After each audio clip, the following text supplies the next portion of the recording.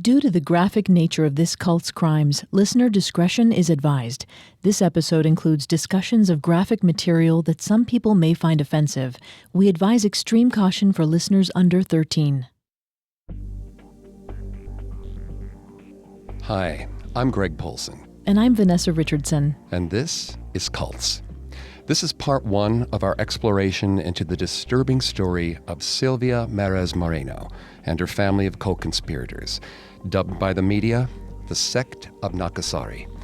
Silvia led her father, her partner, and her children in the carrying out of 3 human sacrifices to Santa Muerte, known in English as Saint Death. The impoverished family believed that Santa Muerte would bring them wealth and good fortune if they killed on her behalf. Instead, these grotesque murders led to their entire family's imprisonment. In this episode, we'll go back in time to explore the origins of the skeletal, grim reaperess-like folk saint, Santa Muerte, who Silvia worshipped and eventually killed for, offering 3 human sacrifices. Then we'll delve into Silvia's history and the tragic circumstances of her first grisly murder for Santa Muerte. In part 2, we'll explore the Sect of Nacozari's remaining crimes, 2 more gruesome human sacrifices. Both victims were only 10 years old. We'll also explore the vital tip from a villager that led to the sect's arrest. Just a reminder, if you're as fascinated by cults as we are, you can listen to previous episodes of Cults on your favorite podcast directory. Don't forget to subscribe while you're there, because a new episode comes out every Tuesday. If you like what you hear, please leave us a 5-star review wherever you listen. It helps people like you find us. You can also find us on Facebook and Instagram at Parcast and on Twitter at Parcast Network. When you hear the phrase human sacrifice, it might conjure illustrated images of ritualistic killings from centuries or even millennia past. Perhaps paintings of the biblical Abraham's son Isaac on the slab, God's only begotten son, Christ, on the cross, or the Hollywood trope of villains flinging virgins into volcanoes. Forensic and anthropological evidence confirms that numerous societies around the globe have killed humans in rituals since prehistoric times. These sacrifices were frequently carried out by spiritual leaders on behalf of groups who wanted to appease angry gods or entice the gods to bestow favors upon them. Other times, the killing was meted out to vanquished foes in order to thank the gods for victory in battle. What doesn't typically come to our minds today is the terrifying but very real modern-day practice of human sacrifice. One of the most horrific examples in recent history took place just over the U.S. border in the Mexican state of Sonora. And that's what we're going to talk about today. You might jump to the conclusion that the crimes we're about to explore were committed by cold-hearted cartel assassins. But what makes this story so deeply unnerving is that between 2009 and 2012, one unfathomably misguided woman living in a sleepy mining town in northern Mexico took her devotion to a controversial folk saint to the ultimate extreme. Vanessa will take the lead on the psychology here and throughout the rest of the episode. While she's not a licensed psychologist or psychiatrist, Vanessa has done a lot of research for the show. Thanks, Greg. Silvia Meraz Moreno, the leader of the Sect of Nacozari, yielded a huge amount of influence over her family, who were her followers, as she managed to coerce 7 relatives to collude with her in 3 sacrificial slayings. Her first victim was a close friend, but it got even worse because her next 2 victims were 10-year-old boys. And even more terrifying, the boys were members of Silvia's own extended family. Her victim selection appeared to be more about access than anything else, but the callousness with which she and her family killed those they were closest to makes their crimes feel particularly heinous. It's important to note that we've scoured every source we can find about the Sect of Nacozari. While there's been a good deal of coverage, there's still also significant conflicting information and some gaps we just can't fill. After the original flurry of public interest in the Sect of Nacozari, there wasn't much in-depth coverage. Perhaps that's due in part to the fact that the family confessed and there was no trial. But certainly the high level of turbulence across Mexico meant that there were many other pressing stories to cover. We've pulled together the most credible information we could find in order to tell what's at its core a truly tragic and disturbing story of human cruelty.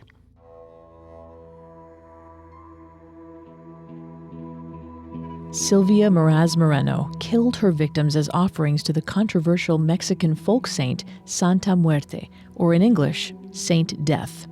Like many cults who find their roots in a larger religious tradition, the Sect of Nacozari was a clumsily self-styled offshoot of the cult of Santa Muerte. Let's clarify a couple key points about the cult of Santa Muerte so that we can avoid any confusion. In the context of a saint's cult, the word cult has a different meaning than it typically does on our show. We typically cover destructive cults, which the Sect of Nacozari was, but the wider cult of Santa Muerte is not a destructive cult. A saint's cult simply refers to veneration by their devotees, or in Latin, cultus. There's a cult of the Virgin Mary, a cult of St. Jude, and many others. Both officially recognized saints and folk saints have cults of followers. We'll get into the difference between official and folk saints later, but for now it's important to remember that in this context, the word cult isn't intended to indicate anything even remotely ominous. By the time Silvia made her first human sacrifice, the larger cult of Santa Muerte had an estimated 10 to 12 million devotees, predominantly in Mexico, Central America, and the U.S., but also around the globe. So it's most accurate to think of the rapidly growing cult of Santa Muerte as a new religious movement, a term we talked about on the show before. There's no static definition for an NRM, but it's typically applied to more recent spiritual movements that stand apart from the larger, more widely accepted religious traditions. Additionally, while devotees frequently make small offerings to their saints, like lighting candles or leaving flowers, the typical practices of the cult of Santa Muerte don't include or condone human sacrifice. Silvia Meraz Moreno came up with that idea herself. In order to scratch the surface of the logic behind Silvia and her family's twisted crimes, it's important to understand the origins of the folk saint they loved, La Santa Muerte. So the first big question is, who is Santa Muerte? Well, hers is a truly multifaceted story. Most scholars believe that Santa Muerte is a product of syncretism, or the blending of two religious traditions. In this case, the influences were Aztec and Spanish, and they date back to the 16th century. The Aztecs were an incredibly powerful and sophisticated group of people who ruled over vast swaths of Mexico. By the early 16th century, they'd conquered around 500 other indigenous tribes. Their combined population numbered around 5 to 6 million, and with some 140,000 living in the Aztec capital, which is present-day Mexico City. The total indigenous population in Mexico at that time was an estimated 25 million people. Aztec society followed a rigid caste system that spanned from a ruler and nobles all the way to serfs and slaves. It's interesting to note for the purposes of our story that one of the only ways someone in a lower caste could class jump was to distinguish themselves in battle and capture enemies to sacrifice to the gods. We won't go into detail about the role human sacrifice played in Aztec culture because it's extremely complex. But it has been well documented that human sacrifice was a highly ritualized part of Aztec religious life. Among the many spiritual figures in Aztec mythology was Mictacasihuat, the Lady of the Land of the Dead, who, along with her husband, controlled the underworld called Mictlan. Mictacasihuat and her husband were frequently depicted with skeletal bodies, but always with skull heads. So it's easy to see Mictacasihuat's visual similarity to the skeletal Santa Muerte.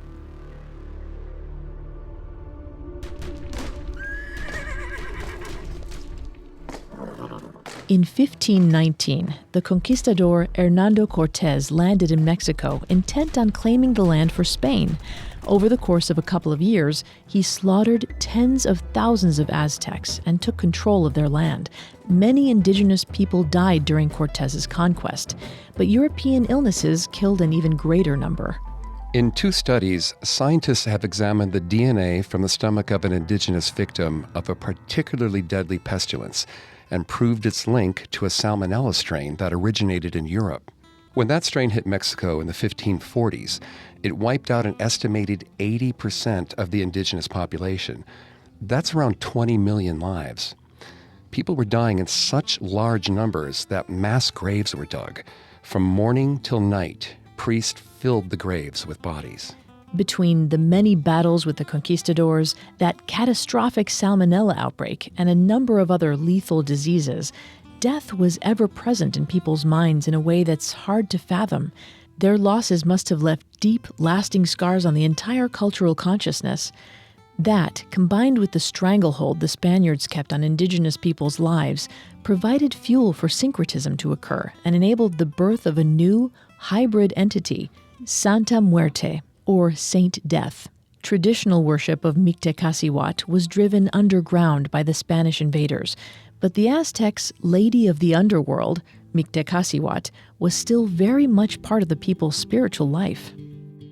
The Spanish, for their part, had imported the Grim Reaper. His terrifying skeletal form and sharp scythe had become the ubiquitous symbol of the inescapability of mortality during the 14th century when the bubonic plague, aka the Black Death, ravaged Europe and wiped out an estimated 1/3 of the population. Scholars postulate that somewhere in the late 16th century, in the shadows and behind closed doors, Mictecacíhuatl and the Grim Reaper fused into La Santa Muerte. But let's remember that we're talking about something that happened 500 years ago. So it's not the only possible origin for Santa Muerte that's been considered. Some religious leaders devoted to Santa Muerte argue that she was born of a Purépechan tribal tale. As the story goes, a Purépechan couple had a baby who was born a full-sized adult woman. Frightened of how others might react to their strange child, the couple locked her away from sight. But eventually, she escaped. When the villagers saw the woman-child roaming the streets in black or white robes, they thought she was some kind of spirit. The Spanish inquisitors were alarmed by rumors of the strange woman-child. They arrested her, tried her for witchcraft, and burned her alive at the stake in front of the whole village. After her screams ceased and her flesh had burned away, all that was left was a stark white skeleton. So perhaps this is the mythological seed from which Santa Muerte grew. It's certainly possible.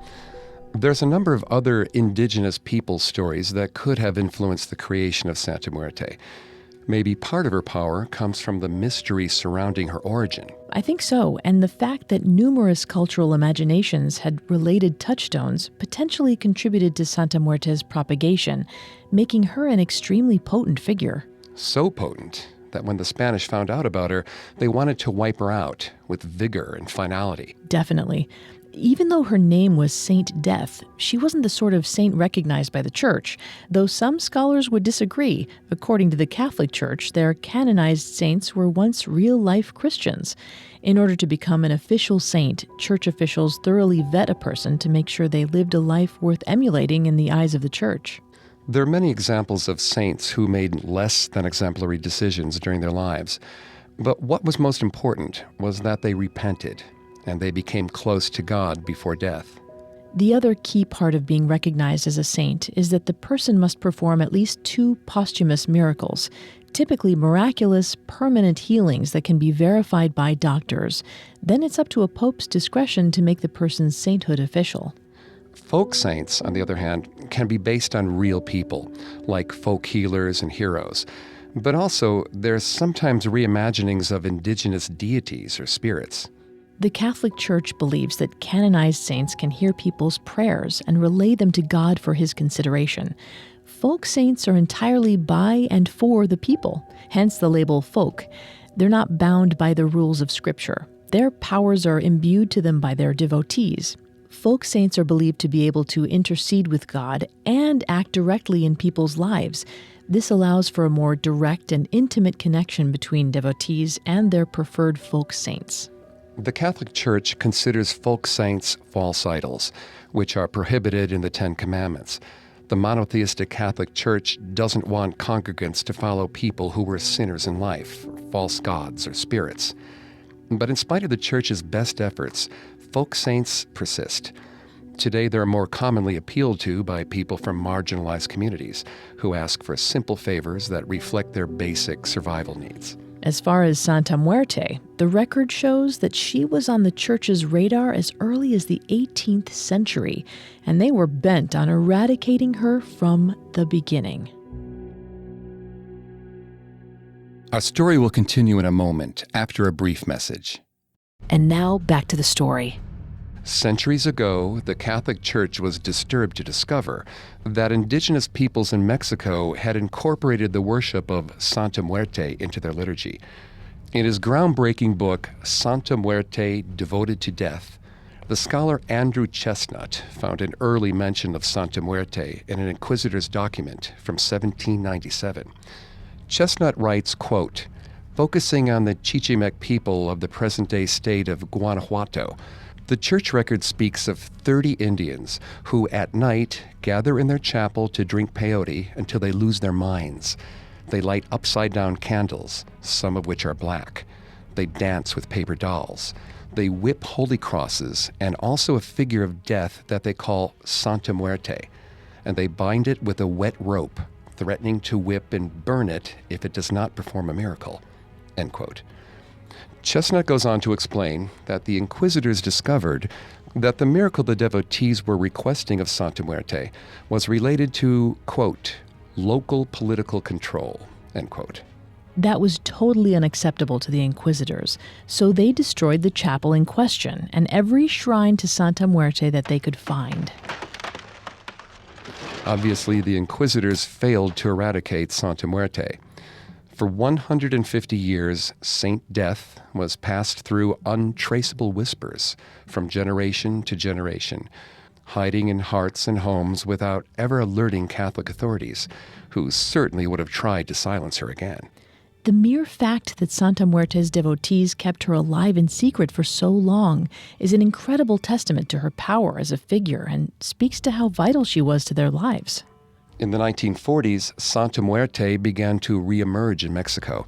At this time, her devotees, who were mostly women, appealed to her almost exclusively for one reason, and one reason alone: assistance in the matters of love. Considering Santa Muerte's roots as the harbinger of death, it's pretty surprising. For the next 3 decades, a handful of anthropologists documented evidence of Santa Muerte's devotees across Mexico. Her devotees weren't great in number, but they were far-flung, which before the internet was incredibly meaningful. She must have been passed along predominantly by word of mouth. In her book, Mexican Myths and Magicians, researcher Maria de la Luz Bernal wrote about a group of devotees from the 1970s. De la Luz documented women clad in black who brought candles and knelt together at an altar to Santa Muerte. They'd chant, "Most holy death, torture him, mortify him," imploring Saint Death to punish their wandering lovers. As public awareness of Santa Muerte continued to grow, the Catholic Church got nervous. They thought the terrifying visage of Saint Death was dangerous, even satanic. In spite of what the Catholic Church wanted, veneration of Santa Muerte increased. Her devotees' fondness for her was reflected in her many nicknames.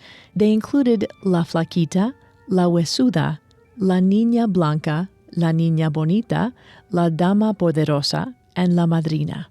Translation: the skinny lady, the bony lady, the white girl, the pretty girl, the powerful lady, and the godmother. Obviously, some of these names are inspired by the fact that she's a clothed skeleton, but her sumptuous attire and powerful symbols help explain her more flattering nicknames. In one of Santa Muerte's most common forms, she's portrayed much like the Virgin of Guadalupe. Her bony frame is clothed in a red dress and a blue robe, her figure backed by a saintly glow. She's also frequently shown in bridal attire. People get very creative with the symbols they pair with her, but she's almost always carrying a scythe, the same menacing tool carried by the Grim Reaper of European origin. The scythe underscores Santa Muerte's relationship to death, her ability to cut down human life. She's also frequently depicted holding a globe, which indicates her immense power over the entire world, death as the ultimate equalizer. And Santa Muerte often holds scales, which symbolize justice and balance, an area of particular import to devotees seeking the bony lady's assistance with legal matters. The bony lady cuts an undeniable menacing image, so it's no surprise that the media bubbled with stories of her connections with dark forces for the better part of a decade. She made one highly publicized appearance in association with Cuban-American drug trafficker, serial killer, and cult leader Adolfo Constanzo. In this case, we do mean cult as in a destructive cult. The media dubbed Constanzo and his followers the narco-Satanists. Constanzo had been a practitioner of the Haitian religion Palo Mayombe since childhood, and as a teen pledged himself to Palo Mayombe's version of Satan. Constanzo believed that ritual human sacrifice would create a magical shield to protect his cult and their drug smuggling operations from the authorities. In April 1989, police got a tip that a missing American spring breaker named Mark Kilroy may have been abducted by Constanzo's men. On April 11, 1989, police served a warrant at Constanzo's ranch. Constanzo escaped. A search of the ranch uncovered the remains of more than a dozen people who the cult had tortured and ritually sacrificed in gruesome ways that included dismemberment and the removal of brains. Kilroy was among the dead. Authorities finally caught up with Constanzo in Mexico City on May 6, 1989, and there was a massive gun battle. When Constanzo realized he was outgunned, he ordered one of his disciples to shoot him, choosing death over arrest. There was a single statue of Santa Muerte among Constanzo's extensive collection of ritual objects. Authorities weren't able to determine how important the bony lady was to Constanzo, but her presence at such a horrifying scene was not ignored. Constanzo wasn't the only sadistic killer who was drawn to Santa Muerte. In 1998, a police officer turned kidnapper, Daniel Arizmendi Lopez, was arrested. People called Arizmendi the ear chopper because he cut off his captives' ears and sent them to their families to terrify them into paying ransom. This tactic had helped him collect around $40 million. When Arizmendi was arrested at his home in Naucalpan, just northwest of Mexico City, police discovered a substantial shrine to Santa Muerte.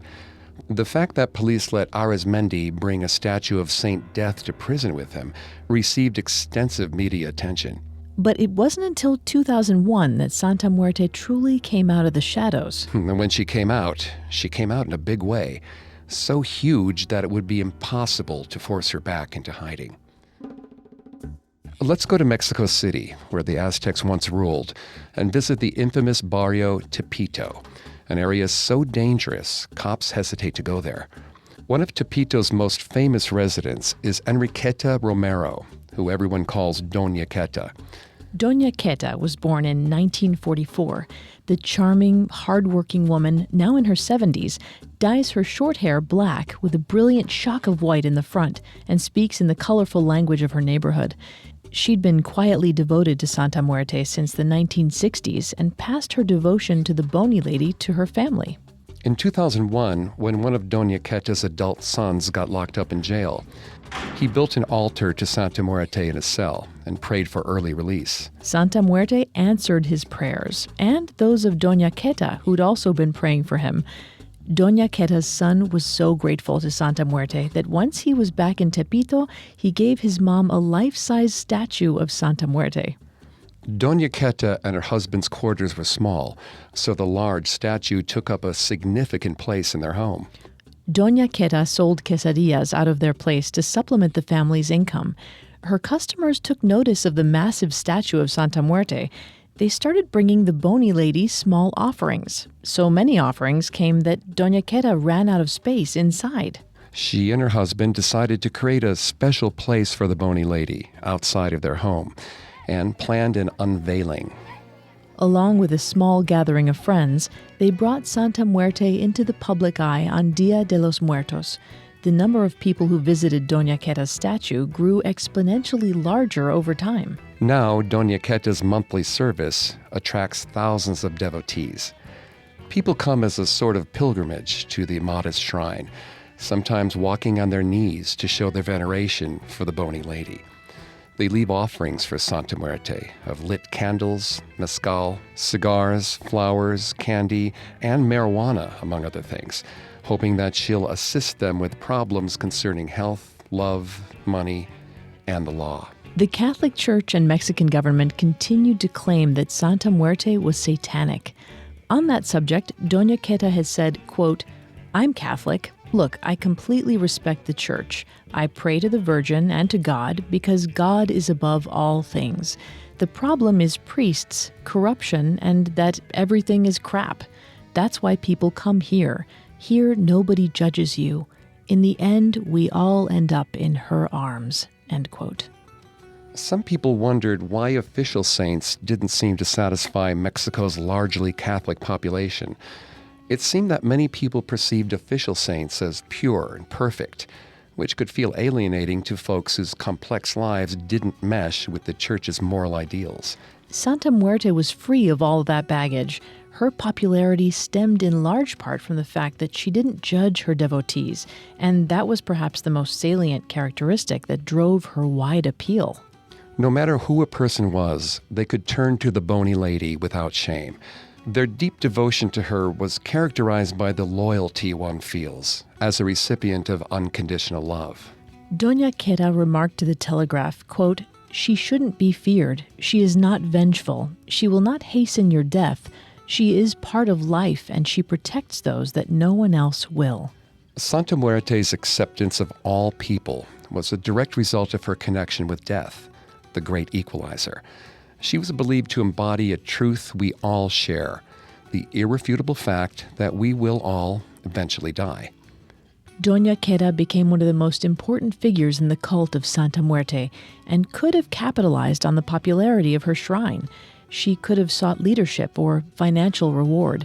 But unlike destructive cult leaders who live for adoration and are intent on manipulating their followers for personal gain, Doña Queta rejected what she considered disrespectful monetization of her beloved saint. Doña Queta and her husband made a little shop that sold particular items like colored devotional candles, which are used for specific types of prayer requests, depending on the color. The shop wasn't flashy and overpriced.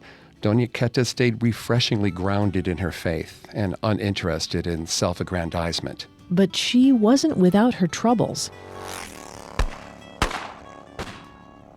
In 2016, her husband was shot and killed in front of their house by men on motorcycles. Doña Queta also had lung cancer. She said, quote, "Yes, I got scared. I said, no mames. I did not want to die, and I told her, and I entrusted to her. My flaquita is not going to take me. Do you know who will take me? God. He will decide when I leave. He will say, hey, we need Doña Queta here." Since the Bony Lady's debut in Tepito, her following only grew. Her fierce image and reputation for responding swiftly to her devotees' prayers made her the unofficial patron saint of the dispossessed and figurehead of the fastest-growing new religious movement in the Americas. But as Santa Muerte grew in popularity, its association with criminal enterprises and drug cartels was impossible to wash out. Once Santa Muerte was on the scene, narcos began to prefer her to their previous right-hand man, folk saint Jesus Malverde. Malverde had been a Robin Hood-like figure during his lifetime, but the mere mortal was no match for Santa Muerte's fierce skeletal image. The scholar Andrew Chestnut wrote, quote, "Over the past decade, arrests and killings of low-level drug dealers found with evidence of devotion to the Bony Lady have become routine. What is more extraordinary are the higher-ranking cartel bosses and hitmen who have been detained sporting tattoos, pendants, engraved pistols, and other images of Saint Death." End quote. Chestnut cites a 2007 incident in which Gulf cartel assassins executed 3 men at a shrine to Santa Muerte near Nuevo Laredo. There was no decisive indication as to whether or not these killings were human sacrifices to Santa Muerte, or if the theatrical murders were simply meant to inspire terror. In March of 2009, in an effort to deal a blow to narco-traffickers, the Mexican government escalated their condemnation of Santa Muerte. Military forces descended upon the border town of Nuevo Laredo and used backhoes to demolish some 30 shrines to the Bony Lady. Another unit laid to waste additional shrines in Tijuana. Those actions put the Bony Lady on the radar of American TV producers. In 2010, Santa Muerte made appearances in Breaking Bad Season 3 and Dexter Season 5. Both shows featured storylines with drug traffickers devoted to Santa Muerte. Death and destruction followed.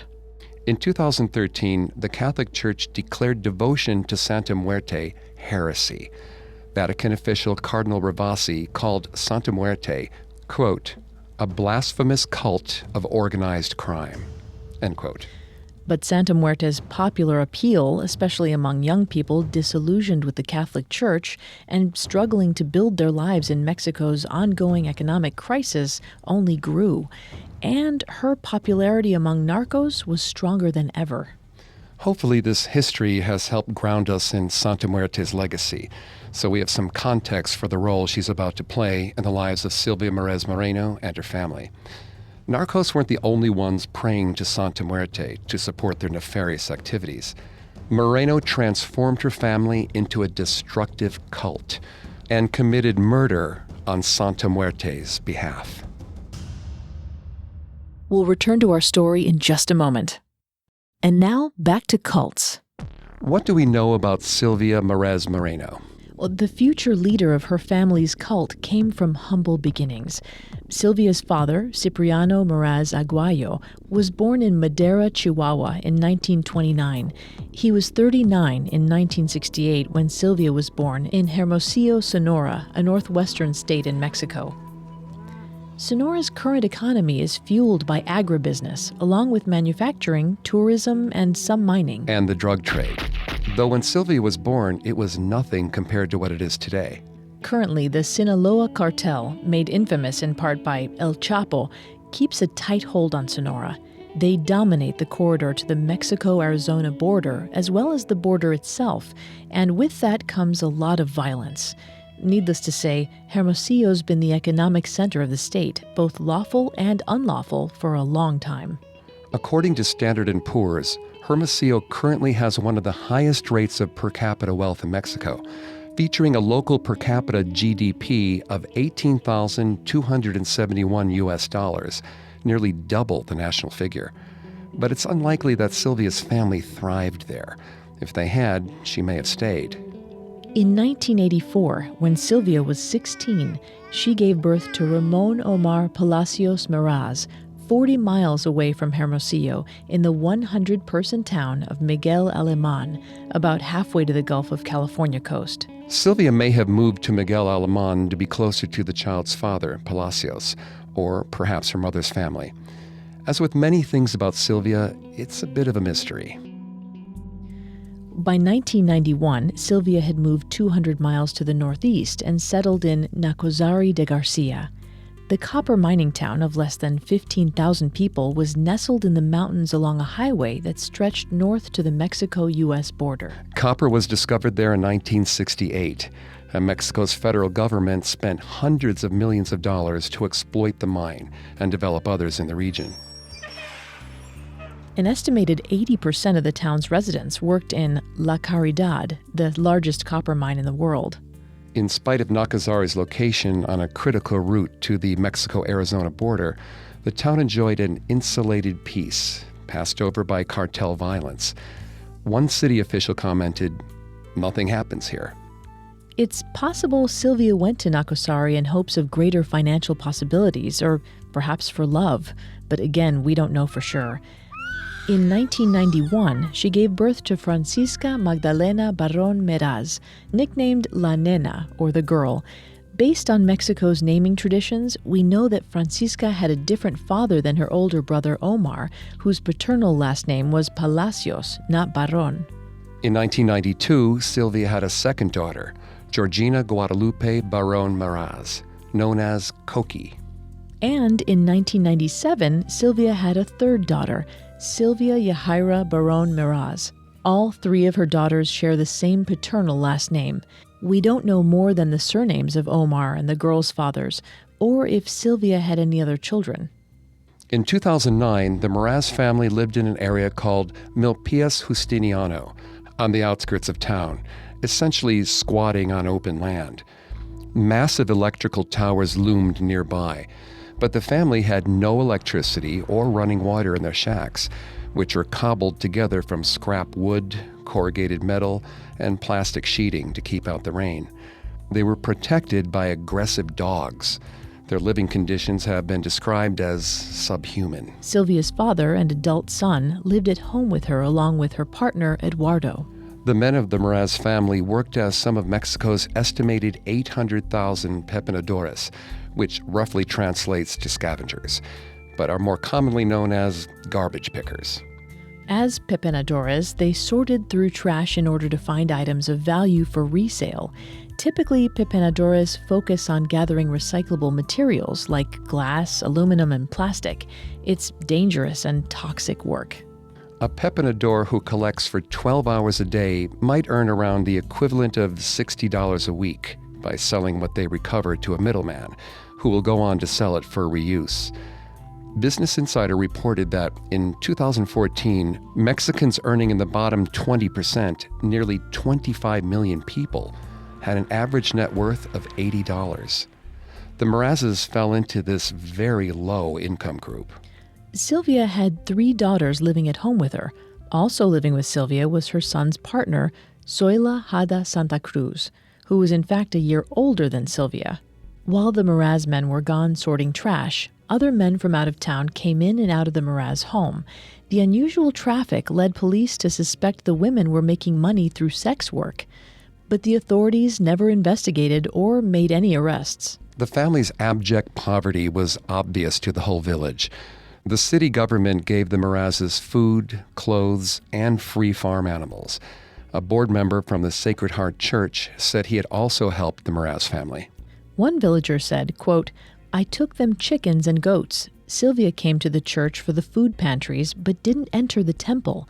I encouraged them to integrate into the community, that they shouldn't be afraid because of their extreme poverty." The Merazes mostly kept to themselves. But one day in 2009, Martin Baran Lopez, a 48-year-old blacksmith who lived in the village in a neighborhood of El Asilo, took in an unkempt, young, pregnant woman. It was Silvia's middle daughter, 17-year-old Koki. It's reported that Martin taught Koki to bathe, use the washing machine, and make preparations for her coming baby. Martin and Koki developed a relationship, and he quickly realized that Koki's family was strange. Martin only visited the family in Milpias Justiniano twice over the course of about 3 years. He didn't like what he saw at the Meraz home.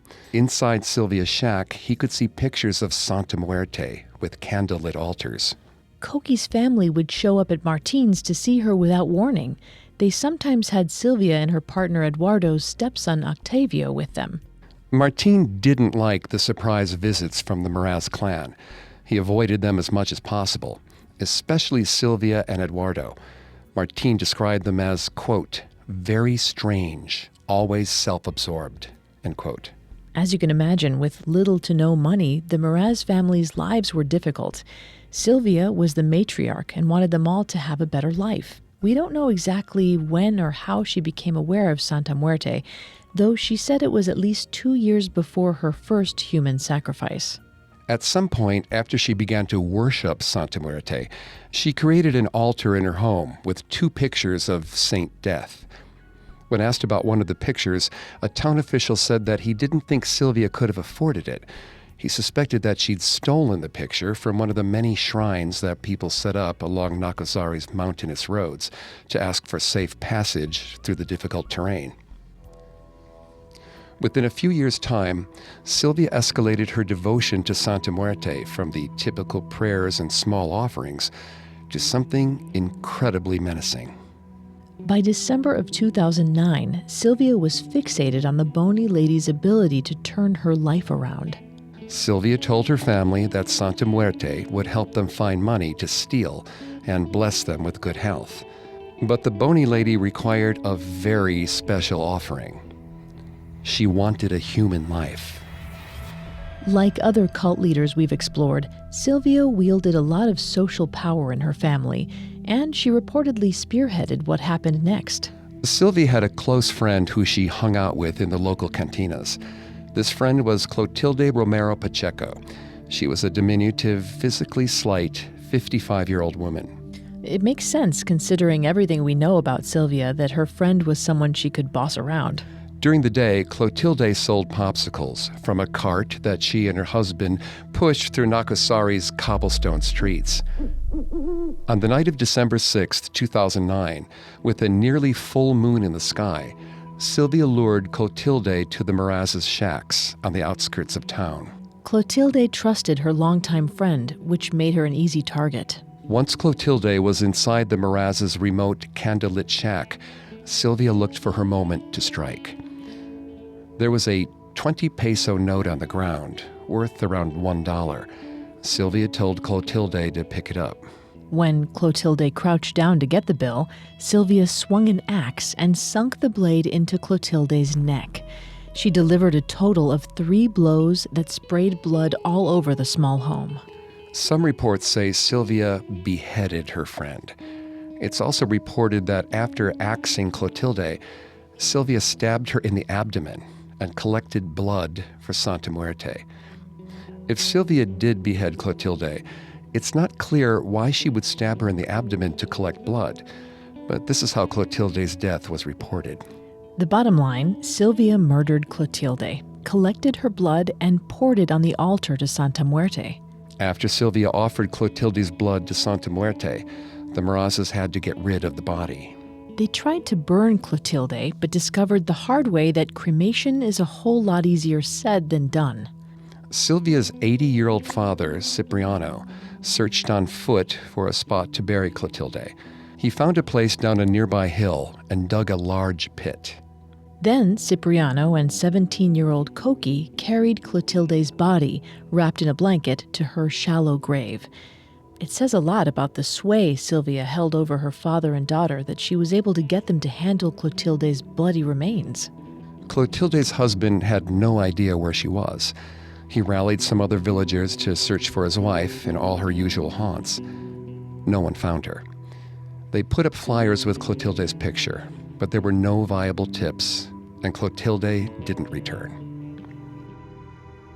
You've probably heard about the massive number of people who've disappeared in Mexico as a result of cartel violence, but keep in mind that kind of thing never happened in Nacozari. There was no precedent for this. With no clues or logical explanations, the search fizzled. People concluded Clotilde must have run off with another man. Her husband was left worried and wondering what had really happened to his wife. Silvia's transformation from a seemingly innocuous, if odd, woman to a vicious killer is nothing short of shocking. But what's even more horrifying is that she convinced her family members to become murderers as well. How did she manage to turn them all into her accomplices? This is where Silvia's power comes into play. Clearly, she was the head of a very dysfunctional family. Their family dynamic follows many of the same patterns we've seen in destructive cults comprised of unrelated people. These systems rely on what the esteemed American psychiatrist Murray Bowen referred to as undifferentiated family ego mass, which is a type of dysfunctional family system that's passed from generation to generation. Can we start with what a differentiated family looks like? Good idea. According to Bowen, highly differentiated families allow individuals to be themselves. Members respect the rights and privacy of others, and each person is seen as someone who can think, feel, and act independently. Members of the group are sensitive and empathetic to each other, which tends to foster real intimacy and closeness among the group. Oh, that sounds like a pretty good deal. But then what is an undifferentiated family like? So undifferentiated family ego mass, sometimes called fusion, looks pretty different. These family groups are emotionally stuck together. If a member expresses their individuality, they're viewed as disloyal and a threat to the stability of the whole. People's emotions, positive and negative, are felt strongly across the family system without differentiating one person from another. meaning if one person has a bad day, everyone has a bad day. And research shows that negative feelings are felt more intensely across the system than positive feelings. This type of family uses dysfunctional strategies to solve their problems. So in the case of the Merazes, Well, they seem like they were on the extremely undifferentiated end of the spectrum, and Silvia was clearly the center of power in the family. According to Bowen's theory, quote, people with a poorly differentiated self depend so heavily on the acceptance and approval of others that they quickly adjust what they think, say, and do to please others, or they dogmatically proclaim what others should be like and pressure them to conform. Bullies depend on approval and acceptance as much as chameleons, but bullies push others to agree with them rather than their agreeing with others, end quote. So Silvia, who had raised 4 of her 7 accomplices since birth, filled the role of the bully leader, and everyone else fell in line, needing, because of their extremely poor differentiation, to please her. So basically, Silvia's distorted reality ruled her family and made it possible for her to pull everyone into killing for Santa Muerte and staying quiet about it. Unfortunately, it seems like this was the case. Once her cowed family had seen her axe down her friend on behalf of Santa Muerte, they were even less likely to step out of line. After Silvia earned the dubious honor of committing the first confirmed human sacrifice to Santa Muerte, the Meraz family waited for Santa Muerte to shower them with good fortune. But the bony lady must not have delivered on her promise, because as the months passed, Silvia's ideas about how they could curry more of Santa Muerte's favor appear to have evolved. In our next episode, we'll investigate how Silvia transitioned from killing 55-year-old Clotilde to murdering children, in the hope Santa Muerte will show good fortune to her family.